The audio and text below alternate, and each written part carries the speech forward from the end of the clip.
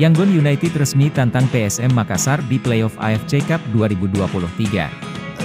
Skuad Yangon United memastikan menjadi lawan PSM Makassar di playoff AFC Cup setelah pada laga penentu kontra DPMM FC menang dramatis.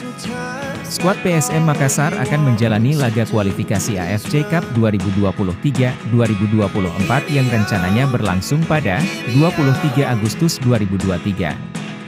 Bermain di markas sendiri, Stadion Tuna, Myanmar, Yangon United menang secara dramatis atas wakil Brunei Darussalam DPMM FC.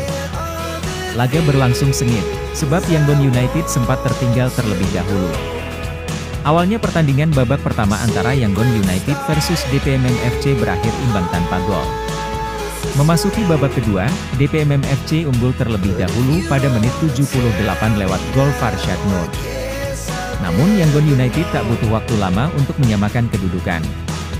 Berselang 1 menit setelah tertinggal atau pada menit 79 Yangon United menyamakan kedudukan lewat gol pemain asing mereka J. Valencia. Unggul penguasaan bola, Yangon United terus membombardir pertahanan DPMM FC. Alhasil Yangon United mampu membalikan keadaan menjadi 2-1 pada menit 90. Gol penentu kemenangan Yangon United dicetak Zhao Wintein.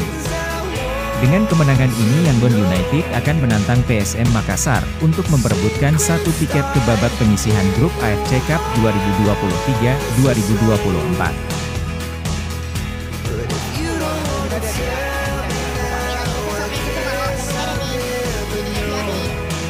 Berikut profil Yangon United yang akan jadi lawan PSM Makassar di playoff AFC Cup 2023.